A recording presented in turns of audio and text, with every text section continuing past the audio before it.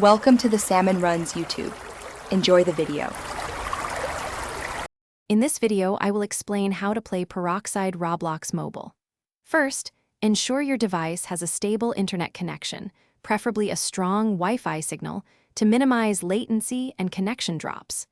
Download the Roblox app from your device's official app store if you haven't already done so. After logging in, search for Peroxide and select the official game to begin your adventure. This initial setup ensures you have the foundational elements in place for a smooth start. For the best performance, navigate to the Roblox settings menu once inside the Peroxide game. Look for the graphics quality slider and reduce it to a lower setting, perhaps around 2 or 3 out of 10, depending on your device's capabilities. This adjustment dramatically decreases render distances and visual effects.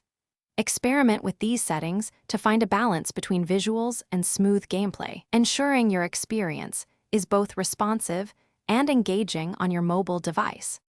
Mastering mobile controls is crucial for effective gameplay.